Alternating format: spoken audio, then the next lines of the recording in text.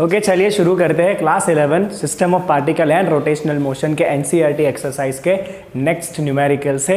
12 numerical already हमारे हो चुके हैं। शुरू करेंगे न्यूमेरिकल नंबर 13 से। इंपॉर्टेंट क्वेश्चन है ये नंबर 13। ओके चलिए देखिए तो क्वेश्चन नंबर 13 क्या कहता है। A child stands at the centre of the turn table with its two arms outstretched. The turntable is set rotating with an angular speed of 40 revolution per second. तो एक turn table है, this is axis, और एक बच्चा यहाँ पे इस तरह से खड़ा है टर्न टेबल के ऊपर और उसके हाथ ऐसे बाहर है, his hands are outstretched and this turntable is set to rotation with the angular speed 40 revolution per second. Right now how much is the angular speed of the child if he folds his hands back and thereby reduces his moment of inertia to 2/5 times the initial value? Right now what is happening? This child is folding his hand back. This is the turntable, right? And the child is now folding the hand. तो अपना हाथ को उसने ऐसे अंदर ले लिया. Okay तो डेफिनेटली अगर उसके हाथ ऐसे बाहर है तो मास उसका बाहर की तरफ है तो मोमेंट ऑफ इनर्शिया ज़्यादा रहेगा, बिकॉज मोमेंट ऑफ इनर्शिया होता है मास इनटू डिस्टेंस का स्क्वायर. जब उसके हाथ दूर होंगे एक्सिस से तो डिस्टेंस ज़्यादा है तो मोमेंट ऑफ इनर्शिया ज़्यादा रहेगा. जैसे ही वो हाथ को ऐसे अंदर ले लेगा, राइट, तो सारा जो मास है हाथों का वो एक्सिस के पास आ गया, डिस्टेंस कम हो गया तो मोमेंट ऑफ इनर्शिया कम हो जाएगा. जो आपको कहा गया है कि moment of inertia is reduce to 2/5 times. Right तो अब एंगुलर वेलोसिटी कितना हो जाएगा टर्न टेबल का? What will be the angular velocity omega 2 now? Let's say it is omega 1. यहाँ पे moment of inertia let's say it is I1. यहाँ पे moment of inertia 2/5 टाइम्स हो गया है खाली, तो moment of inertia यहाँ पे हो गया है 2/5 टाइम्स ऑफ I1. राइट अब एक बात सिंपल सी है बच्चों, पहले हम लिख देते हैं यहाँ पे कि omega 1 is 40 revolution per second और तब आपका मोमेंट ऑफ इनर्शिया है I1. राइट नाउ ओमेगा 2 आपको फाइंड करना है when moment of inertia become 2/5 times I1 by folding the hand. क्यों मोमेंट ऑफ इनर्शिया कम होगा वो मैंने आपको बता दिया है, राइट, कि मास जो है वो पास में आ जाएगा तो मोमेंट ऑफ इनर्शिया कम रह जाएगा. ठीक है चलिए now during this process of stretching the hand and folding the hand no one is giving any kind of force and torque from outside. बाहर से कोई धक्का वक्का दे रहा नहीं है, जो भी हो रहा है वो अंदर अंदर हो रहा है. तो अगर बाहर से कोई टॉर्क नहीं लग रहा है तो सिस्टम का एंगुलर मोमेंटम चेंज होता नहीं है. Law of conservation of angular momentum. Right बस यही आपको यूज करना है यहाँ पे. And you will write during folding the hand no torque is acting from outside. No torque is acting from outside. बाहर से कोई टॉर्क लग रहा नहीं है. Hence एंगुलर मोमेंटम, टॉर्क नहीं लगता है तो एंगुलर मोमेंटम कंजर्व होता है. राइट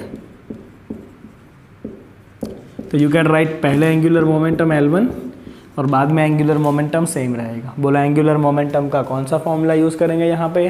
तो लीनियर मोमेंटम होता है मास इनटू वेलोसिटी, एंगुलर होता है I इनटू ओमेगा. राइट तो you can write here I1 omega 1 is I2 omega 2. ठीक है चलिए I1 is equal to I1 only, omega 1 is 40, I2 आपका हो चुका है 2/5 टाइम्स I1, ओमेगा 2 हम फाइंड करेंगे. I1 कैंसिल, 5 ऊपर आएगा 2 नीचे जाएगा. तो देखिए आपका ओमेगा 2 कितना हो रहा है. Omega 2 is 40 into 5/2 that is 100 revolution per second. लो कितना हो गया, अभी टर्न टेबल का स्पीड बढ़ जाएगा क्योंकि मोमेंट ऑफ इनर्शिया कम हुआ है तो ओमेगा बढ़ जाएगा. Right okay and that is increase to 100 revolution per second. तो अब टेबल का स्पीड 100 रिवॉल्यूशन पर सेकंड हो जाएगा. बोलो नाउ ये इस क्वेश्चन का फर्स्ट पार्ट था. अभी इस क्वेश्चन में एक दूसरा पार्ट भी है. Show that the child's new kinetic energy of the rotation is more than the initial kinetic energy of the rotation. How do you account for this increase in kinetic energy? आपको ये बताना है कि बच्चे का rotational kinetic energy बढ़ जाएगा by folding the hand. How? Let's see. So let's compare the kinetic energy. Comparing rotational kinetic energy. तो I can write K1 by K2. तो काइनेटिक एनर्जी का कौन सा फॉर्मूला यूज़ करेंगे? बाई रोटेशनल काइनेटिक एनर्जी है तो linear होता है half M V square. Rotational हो जाएगा हाफ आई ओमेगा स्क्वायर. ये I1 ओमेगा 1, ये I omega square I2 omega 2. चलिए वैल्यू डालते हैं. Half will be cancelled. I1 is I1 itself, I2 is 2/5 I1. Right? I1 is I1 itself, I2 is 2/5 I1. Omega 1 was 40 and omega 2 is 100. Right? मैंने omega 1 omega 2 के value रख दिए वहाँ पे. I1 will cancel. Let's simplify. 5 ऊपर आएगा, 2 नीचे, 40 into 40 by 100 into 100. This is K1 by K2. चलिए सिंप्लीफाई करते हैं. कैंसल. राइट कितना होगा? 5 4 जा 20, 20 इंटू 4 80. राइट चलो और सिंप्लीफाई करके देखते हैं कितना आता है वो. राइट दिस 2 2 जा 5 जा 5 5 will cut. This is 4/10. Right तो 4/10 इज 2/5. तो you can write K2 is equal to 5/2 K1. Inverse होगा ना, क्रॉस मल्टीप्लाई होगा. K2 equal to 5/2 K1. तो देखो K2 बढ़ गया. अब नया काइनेटिक एनर्जी पहले के कंपेयर में 2.5 गुना हो चुका है. 5/2 मतलब 2.5 टाइम्स. क्यों बढ़ा काइनेटिक एनर्जी? क्योंकि बच्चे ने जब हाथों को फोल्ड किया है ना, तो उसमें उसने अपने बॉडी का एनर्जी यूज़ किया होगा. और उसने जो बॉडी का एनर्जी यूज़ किया ना हाथों को फोल्ड करने में, वो एनर्जी काइनेटिक एनर्जी के फॉर्म में कन्वर्ट हो गया. That is why the kinetic energy is increase. तो you can write here K2 is more than K1. Reason क्या है इसका? The energy of child's body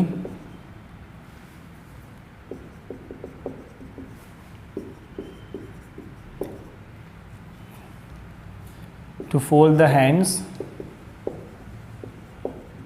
is converted to rotational kinetic energy. Right और इसीलिए kinetic energy जो है वो बढ़ा है और 2.5 गुना हो गया काइनेटिक एनर्जी बढ़ के. देखो तो मस्त एक क्वेश्चन था, law of conservation of angular momentum के ऊपर. चलिए स्क्रीनशॉट कर लीजिए फटाफट. चलिए अगला question number 14. Important question from my side. पूछा जाता है एग्जाम में बार बार. क्या पूछा है देखो. A rope of negligible mass is wound round a hollow cylinder है of mass 3 kg and radius 40 centimetre. तो मैं पहले एक होलो सिलेंडर ड्रॉ करूंगा.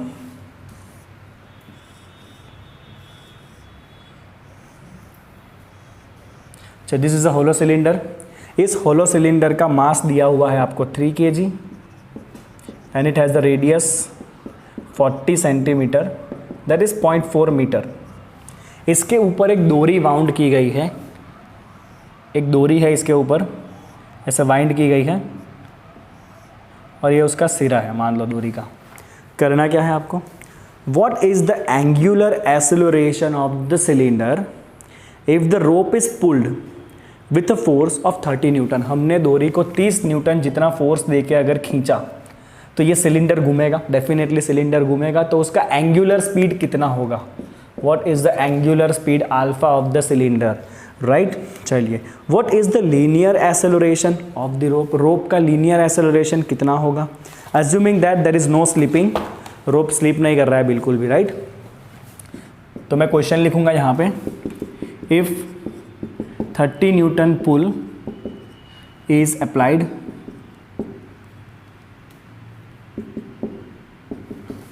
On rope. आपको दो चीज़ें फाइंड करना है. पहला आप फाइंड करोगे angular acceleration of cylinder, that is alpha. Second you will find linear acceleration of rope. चलिए हो जाएगा।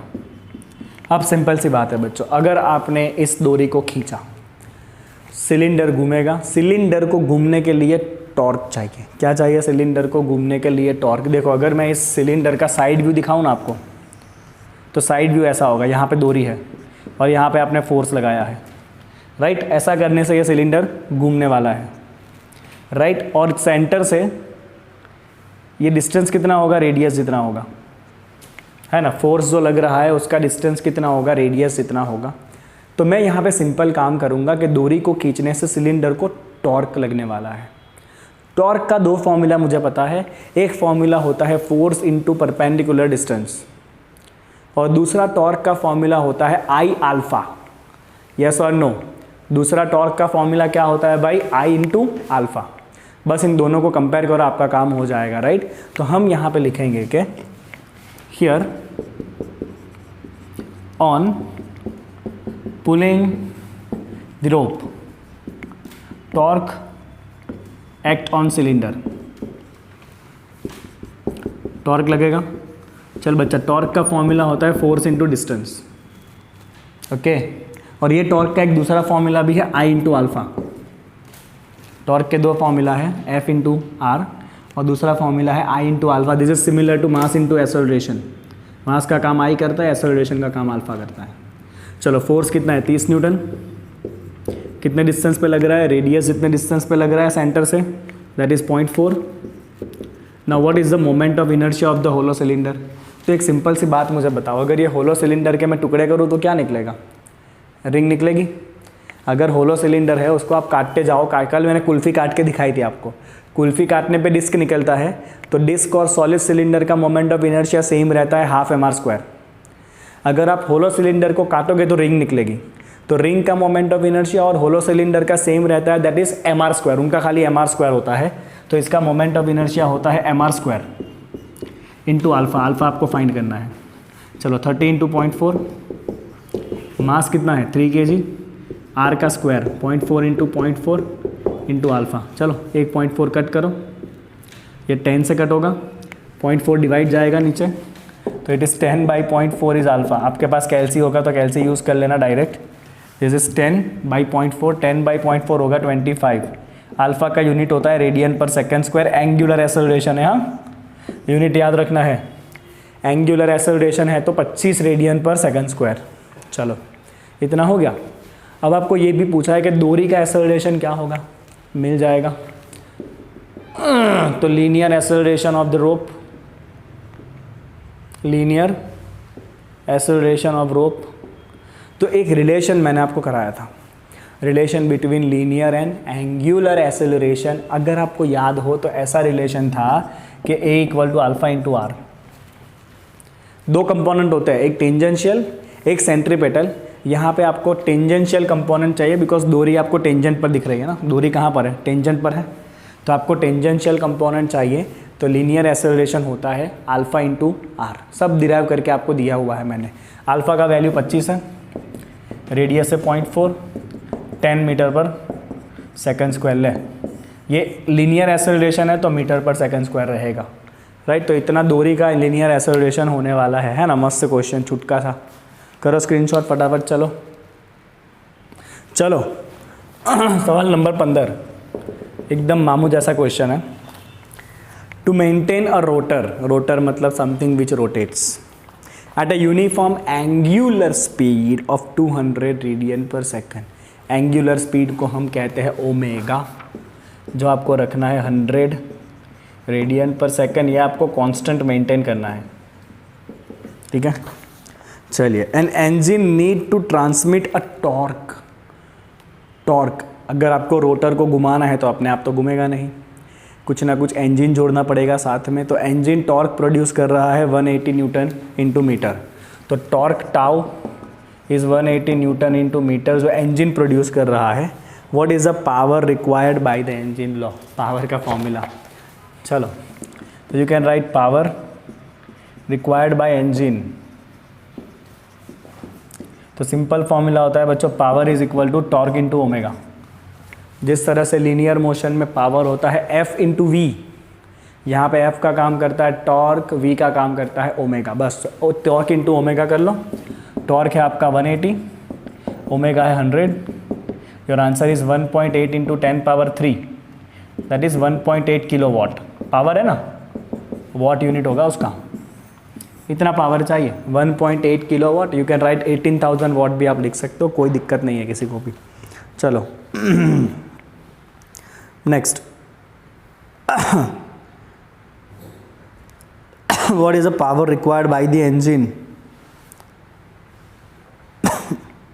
ओमेगा इज 100 और 200।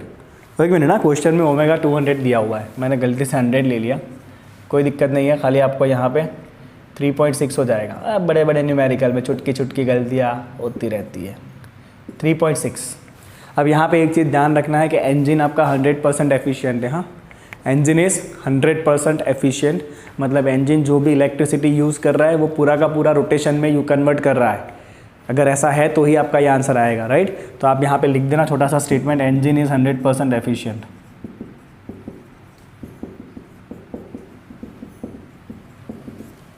चलो नेक्स्ट सवाल नंबर 16।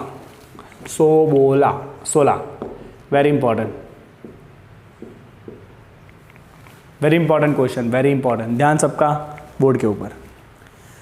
From a uniform disc of radius r, a circular section of radius r/2 is cut out। r radius का disc है, उसमें से एक r/2 सेक्शन आपको कट कर लेना है। The centre of the hole is at r/2 from the centre of the original disc. Locate the centre of gravity of the resulting body. देखते हैं। तो एक डिस्क है, बराबर है। चलो, डिस्क का मास है कैपिटल M और ये है आपका डिस्क का रेडियस विच इज़ r। कहाँ लिखूँ? Okay, let me write it here. The radius of the disc is r। अब आपको क्या करना है पता है, इसमें से आपको एक इडली काट के बाहर निकालनी है। इडली निकालेंगे बाहर काट के, और इडली जो निकालनी है ना उसका रेडियस है r/2। तो ये पूरा रेडियस है r। आपकी इडली जो काट के निकालनी है उसका रेडियस है r/2, और वो इडली का सेंटर रहेगा at r/2 from the original centre. तो ये पूरा आपका r है, ये आपका बीच में हो गया r/2। तो इसको सेंटर में रख के r/2 रेडियस, तो ये आपका हो जाएगा ना r/2। इतने रेडियस का आपको ये पार्ट कट करके बाहर निकाल लेना है। इतने पार्ट को आपको कट करके बाहर निकाल लेना है। तो बाकी बचे पार्ट का सेंटर ऑफ ग्रेविटी कहाँ होगा ये आपको फाइंड करना है।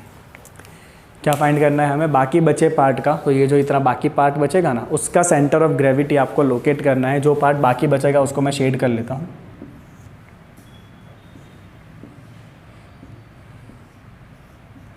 Now locate the centre of gravity of this shaded part.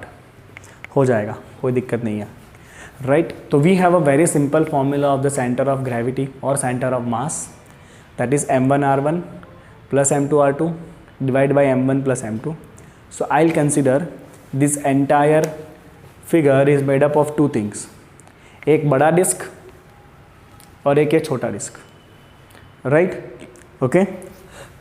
And what I will write is क्या center of mass of remaining body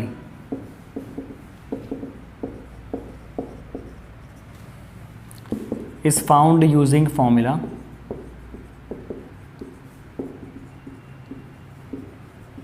देखना, centre of mass RCM।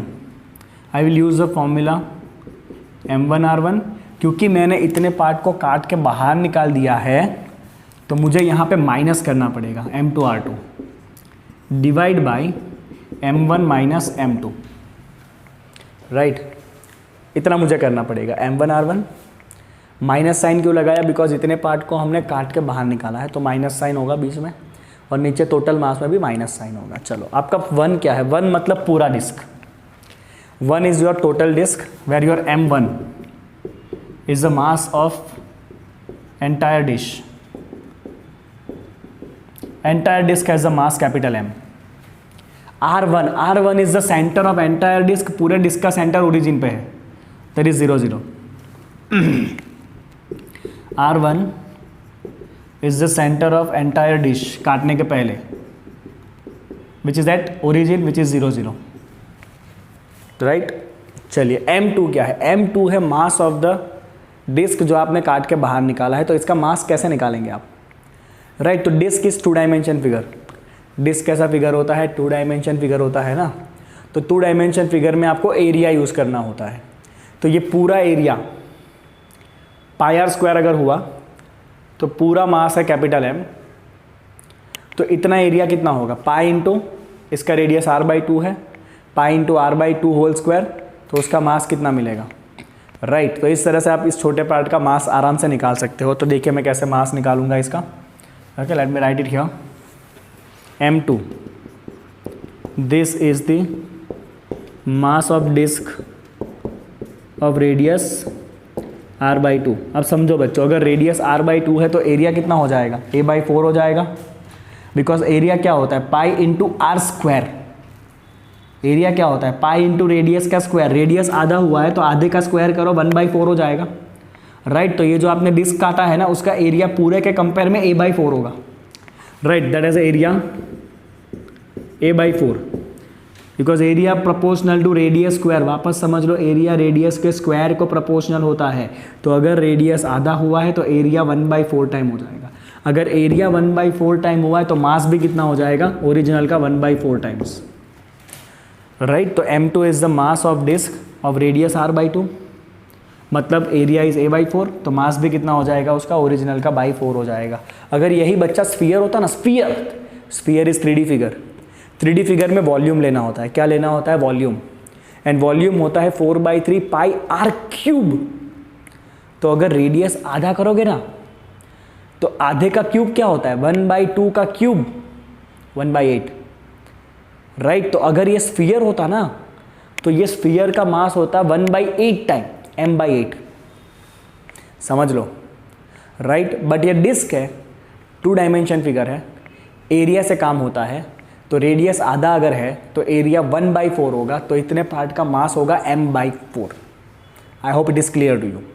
Right. अगर sphere होता तो m/8 आता, बिकॉज स्फीयर में रेडियस का cube लगता है वॉल्यूम के लिए. It should be very clear in your mind. Right. आपको बार बार ये काम करना पड़ेगा, इसलिए मैंने आपको ये शॉर्टकट सिखा दिया. चलिए R2, उसका सेंटर कहाँ पर है? Check it out. Centre of the disc of radius r/2. तो उसका सेंटर यहाँ पर है. तो वो x एक्सिस पे इसका कोऑर्डिनेट देखो. तो x coordinate, let's say this is x axis and this is y axis. तो इसका x कोऑर्डिनेट है r/2. दिख रहा है ना? x कोऑर्डिनेट इज r/2 और एक्सिस का पॉइंट है तो y कोऑर्डिनेट रहेगा 0. राइट. तो this is x coordinate r/2, y coordinate 0. अब आपको ये चारों वैल्यू जो है m1 r1, m2 r2, ये चारों वैल्यू इसके अंदर डाल देना है सेंटर ऑफ मास के फॉर्मूला में. आई होप आप समझ पा रहे हो मैं जो कर रहा हूँ वो. राइट. तो चलिए मैं जैसे ही वैल्यूज़ डालूंगा, लेट मी सी मुझे आंसर क्या मिलेगा. तो I will write here RCM is equal to M1 is capital M, R1 तो 0 0 है, minus M2 is m/4, R2 है आपका r/2 0 divide by M1 minus M2. You can see what I am doing. मैंने खाली values डाले हैं, कोई धार नहीं मारा है. ठीक है. चलिए, तो वैसे भी 0 0 हो जाएगा.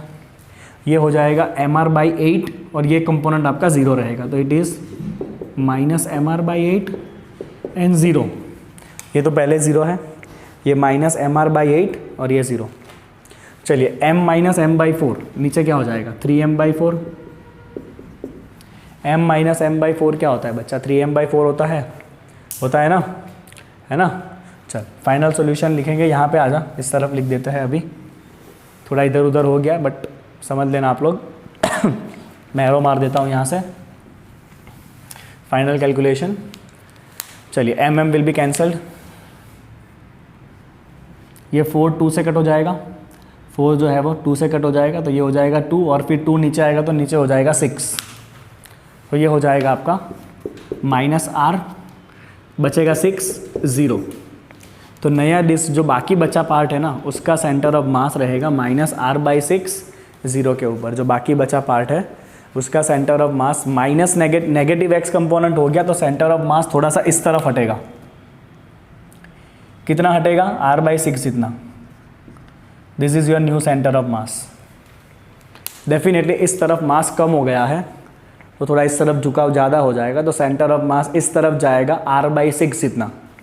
तो इस तरह से आप कर सकते हो। अभी आप मुझे होमवर्क में करके दोगे कि अगर यही फिगर स्फीयर है तो आंसर क्या आएगा, अगर ये स्फीयर है तो आंसर क्या आएगा, राइट। तो आपको खाली मास ही चेंज करना है, m/8 करके आप सॉल्व करके देना, आंसर कितना आ रहा है स्फीयर के लिए।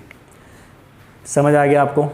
ओके। अगर आपको ऐसा कहा होता कि डिस्क को काटा नहीं है बट एक्स्ट्रा एक डिस्क यहाँ पर रख दिया, ऊपर काटा नहीं है, एक्स्ट्रा डिस्क ऐसा ऊपर रख दिया, तो यहाँ पे प्लस रहता, यहाँ भी प्लस रहता, बिकॉज आपने एक्स्ट्रा डिस्क रखा है, राइट। तो प्लस आएगा दोनों जगह पे। और फिर सॉल्व करो, यहाँ पे काटा था तो फिर माइनस लेना पड़ा। It should B clear, right. चलो, इंपॉर्टेंट क्वेश्चन है, 3 मार्क के लिए, बहुत इंपॉर्टेंट स्कूल एग्जाम के लिए। स्क्रीनशॉट करो फटाफट। चलिए, बढ़िया सा एक और सवाल। ओके, सवाल कुछ ऐसा है, अब मीटर स्टिक मतलब 1 मीटर लंबाई का स्केल जो हम यूज़ करते हैं, is balance on the knife edge at its centre. ठीक है। When 2 coins each of mass 5 gram are put on the top of the put one on top of other at 12 centimeter mark, the stick is found to be balanced at 45 centimeter. Then what is the mass of stick? हाँ, मस्त question एकदम। देखो, मैं figure draw करूंगा तो ये आपको logic clear होगा। You have a metre stick बेटा, चलो, this is the metre stick which has the length of 1 metre, that is 100 centimetre. और स्टार्टिंग में वो बैलेंस हो रहा है एग्जैक्टली सेंटर में। स्टार्टिंग में वो कहाँ बैलेंस हो रहा है? एग्जैक्टली सेंटर में बैलेंस हो रहा है इन द बिगिनिंग। ये आपको दे दिया है, इसका मतलब उसका पूरा वेट जो है ना वो सेंटर में एक्ट कर रहा है। उसका वेट कहाँ एक्ट कर रहा है? सेंटर में, मतलब 50 सेंटीमीटर पे। ये स्टेटमेंट जो दिया है उसका मतलब है, अगर आपको ऐसा कहा होता ना कि स्टार्टिंग में आपका स्टिक 7 सेंटीमीटर पे बैलेंस हो रहा है, इसका मतलब स्टिक का मास जो है वो यूनिफॉर्म डिस्ट्रीब्यूटेड नहीं है और स्टिक का मास 60 सेंटीमीटर पे लग रहा है। स्टिक का खुद का सेंटर ऑफ ग्रेविटी 7 पे है, अगर पहले 7 पे बैलेंस होता तो। बट आपको ये कहा है कि स्टार्टिंग में वो बीच में बैलेंस हो रहा है, मतलब उसका मास इक्वली डिस्ट्रीब्यूटेड है और उसका सेंटर ऑफ ग्रेविटी बीच में है। हर एक चीज़ों में बहुत ज़्यादा डीपली समझना है आपको, बराबर है। चलिए अब देखते हैं आगे। अब क्या किया आपने? अब आपने 5 ग्राम के 2 सिक्के एक के ऊपर एक रख दिए 12 सेंटीमीटर के मार्क के ऊपर।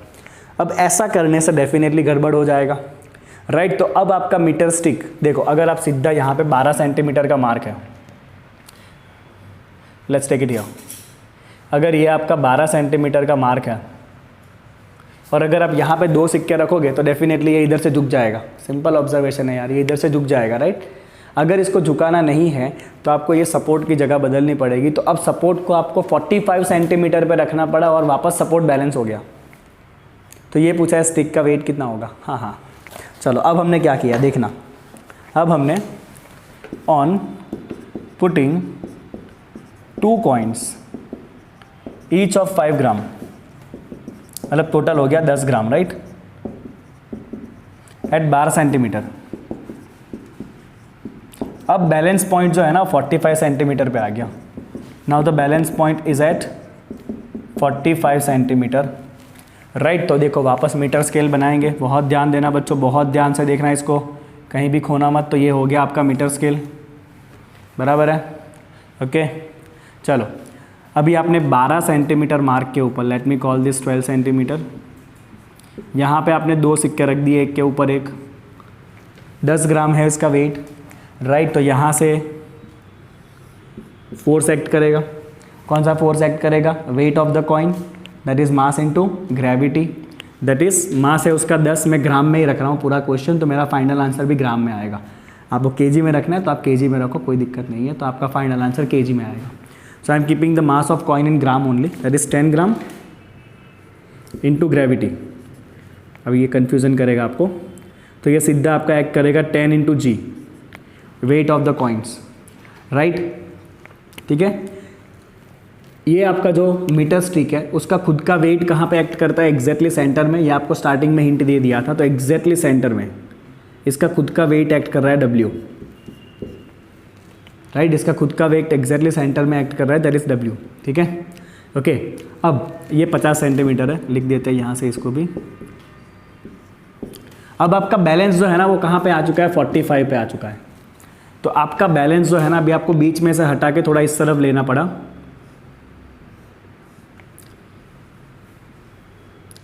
कहाँ पे लेना पड़ा आपका बैलेंस को, 45 सेंटीमीटर पे। तो यहाँ से आपका बैलेंस आ गया है 45 के ऊपर, बराबर। क्वेश्चन आया समझ में। तो अब वापस आपका स्टिक जो है वो बैलेंस हो गया, किसी तरफ झुक नहीं रहा है स्टिक। तो जो भी है वो इस फिगर के अंदर है। 12 सेंटीमीटर पे कॉइन, तो वहाँ से एक फोर्स लगेगा M × G, राइट। स्टिक का वेट सेंटर में से लग रहा है, राइट। और मीटर आपने ये बैलेंस कहाँ पे रखा है, 45 पे रखा हुआ है। तो पहला मैं स्टेटमेंट लिखूंगा यहाँ पे, as stick is initially balanced at midpoint, the weight of stick acts at midpoint, weight of stick acts at midpoint, that's the first thing। Stick का वेट जो है वो मिड पॉइंट पे लग रहा है। अभी आप देखो यहाँ पे आपको क्या करना है पता है, now in the second case आपको यहाँ पे कुछ ज़्यादा लिखना विखना नहीं है। अगर ये आपका जो बैलेंस स्टिक है वो बैलेंस है, बिल्कुल भी घूम नहीं रहा है, मतलब टॉर्क नहीं लग रहा है, टॉर्क कोई भी नहीं लग रहा है यहाँ पे, राइट। तो I will write here for rotational equilibrium of stick, for rotational equilibrium of stick I will write torque about support, और torque about the knife edge is 0। तो I can say torque about the knife edge, जिसको मैं O नाम देने वाला हूँ, चलो A नाम दे देते हैं, that is 0। Let me call this point A, this is point B and let's call this point C, ABCD नाम देते, राइट। तो torque about point A should be 0 because ये बिल्कुल भी ऐसे वैसे नहीं हो रहा है, तो टॉर्क इज 0, ठीक है। चलिए नाउ टॉर्क 0 होता है, इसका मतलब clockwise torque, and anti clockwise torque same होता है। ये मैं आपको इस तरह से पूरे चैप्टर में लिखवाया है, राइट। चलिए आगे देखते हैं। अभी आप सोचो तो कौन ऐसा है जो इस स्टिक को क्लॉकवाइज घुमाएगा। तो आप यहाँ पे हाथ रखो, ये W को खींचो, W को अगर खींचोगे ना तो स्टिक आपकी क्लॉकवाइज घूम जाएगी। बोलो टॉर्क क्या होता है, टॉर्क होता है फोर्स इनटू डिस्टेंस। तो मिड पॉइंट से आपका फोर्स है W, और वो AB डिस्टेंस पे लग रहा है। ये W का जो फोर्स है वो कितने डिस्टेंस पे लग रहा है, यहाँ से A से AB जितने डिस्टेंस पे, यू कैन सी, राइट। तो ये W आपका लग रहा है W into AB, W into AB, that is the torque. Torque always होता है force into distance, right. Force is W, distance is AB, right. चलिए ओके, अब ऐसा कौन है जो एंटी क्लॉक घुमा रहा है, दो ही तो फोर्स, एक ही है और एक ही है। यहाँ पे हाथ रखो, इसको इधर से खींचो 10 ग्राम को, तो ये आपका रॉड जो है वो एंटी क्लॉक घूम जाएगा। तो टॉर्क होता है force, that is 10 into G into distance, इसका डिस्टेंस है AC, पॉइंट से कितना डिस्टेंस है AC, will find the distance easily, that is 10 into G into distance AC। चलो AB डिस्टेंस कितना होगा बताओ। तो ये पूरा आपका 50 है कि नहीं, और यहाँ से ये 45 है, तो डेफिनेटली ये AB आपका 5 सेंटीमीटर होगा। AB कितना होगा आपका 5 होगा, है ना। पूरा 50 है और ये 45 है, तो AB इज़ 5 सेंटीमीटर। इसमें कुछ ज़्यादा आपको लिखना विखना नहीं होता है, आपको डायरेक्ट फिगर में बता देना है, that is into 5 is equal to 10G into AC कितना होगा, AC कितना होगा। तो देखो ये 45 है, यहाँ से लेके A 45 है, और यहाँ से लेके C 12 है, तो AC कितना बचेगा, 45 में से 12 निकालो कितना हो जाएगा, 45 में से 12 निकालोगे 33, तो ये रह जाएगा आपका 33, है कि नहीं। 12 plus 33 is 45, that is given to you. तो ये हो जाएगा आपका AC डिस्टेंस इज़ 33। चल बेटा सिंप्लीफाई कर, तो W हो जाएगा तेरा 10 ग्राम में, हाँ मैं अब यहाँ पे स्पेसिफाई करूँगा 10 gram into G into 33/5। I will have to specify this. हाँ अब मुझे स्टिक का मास पूछा है कि वेट पूछा है, let me just check it out, what is the mass of the stick, ठीक है ना। तो मास का मतलब क्या, ये वेट का मतलब क्या होता है बच्चा, वेट का मतलब होता है मास इंटू ग्रेविटी, है ना। वेट का मतलब क्या होता है, mass into gravity, that is equal to 10 gram into G into 33/5, अभी आप जी को कट कर दो, 10 इंटू 33/5 दैट इज, ये 2 से कट हो जाएगा ऊपर, 2 into 33 66 gram. This is the mass of the stick. Stick का मास इतना होगा बाय द गिवन कंडीशन। अगर आपने न्यूमेरिकल सॉल्व किया तो स्टिक का मास आपको 66 ग्राम मिलने वाला है। ओके